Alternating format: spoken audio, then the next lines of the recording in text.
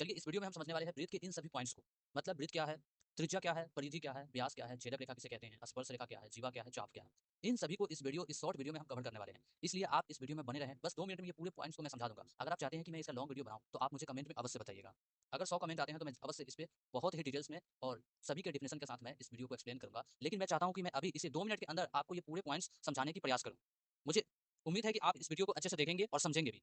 तो चलिए इस वीडियो में बने रहिए और मैं समझाता हूं सभी पॉइंट्स। पहला पॉइंट है हमारा वृत्त क्या है। वृत्त के ऊपर हमारा बात होगा। दोस्तों, वृत्त जो है बिंदुओं का समूह होता है। यहाँ पे आप देख सकते हैं ये जो एक सर्कल बना हुआ है, यहाँ पे वृत्त बना हुआ है, ये बिंदुओं का समूह है जो एक निश्चित बिंदु से समान दूरी पर स्थित होता है। अब यहाँ पे निश्चित दूरी क्या है? निश्चित दूरी हमारा ओ है, जिस बिंदु को हमने ओ नाम दिया। अब इसी बिंदु से ये समान दूरी पर होता है। मतलब हम बोले ये जो त्रिज्या है, आप जिधर भी इधर जिस भी पॉइंट को इसको टच करा दो, यहाँ से इस बिंदु से जिस भी पॉइंट को टच करा दो, ये सभी हमारा क्या होगा? समान दूरी होगा। इसका मतलब ये जो त्रिज्या है हमारा सभी में बराबर होंगे। ओके, उसके बाद त्रिज्या की बात कर लें।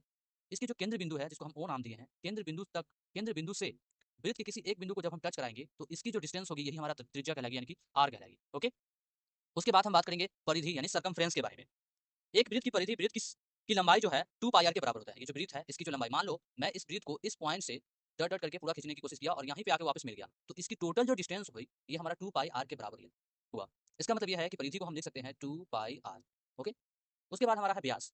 दोस्तों आप देख सकते हैं जो आर है हमारा केंद्र बिंदु से वृत्त के किसी एक बिंदु तक की दूरी हमारा आर, और आर के ही दोगुना अगर कर दें तो इसकी टोटल डिस्टेंस को ही हम व्यास कहेंगे। ओके, यानी कि व्यास की बात करें तो व्यास हमारा यहाँ पे कौन हो सकता है? बिंदु ए से लेकर बी, यानी कि वृत्त के कोई जीवा जो सबसे बड़ी है वही हमारा क्या कहलाएगा? व्यास कहलाएगा। ओके, ए और बी जो होगा, ए और बी की डिस्टेंस होगा वो हमारा व्यास कहलाएगा। उसके बाद हम करते हैं छेदक रेखा के बारे में, यानी कि सिकेंट के बारे में। ओके, ये होता क्या है इसको ध्यान से समझना। दोस्तों मान लो मैं यहाँ पे एक रेखा लिया, रेखाखंड टी और एस, और इस वृत्त को आर पार करते हुए ये चला गया। इस वृत्त को क्या किया इसने? आर पार करते हुए चला गया। इसका मतलब ये एक्स और वाई रेखा से होते हुए गुजरा, तो इसी टी और एस रेखा को, रेखाखंड को हम क्या कहेंगे? छेदक रेखा कहेंगे। ओके, यानी कि यहाँ पे जो हमारा टी और एस होगा, ये हमारा इसकी टी और एस जो होगा वो हमारा छेदक रेखा कहलाएगा।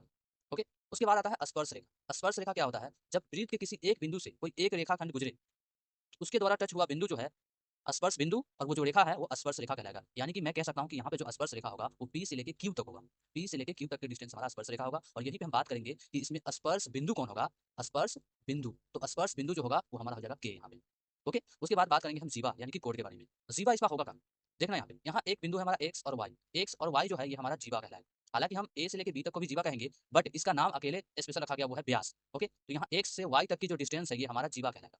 ओके, क्या कहलाएगा? जीवा, एक्स और वाई।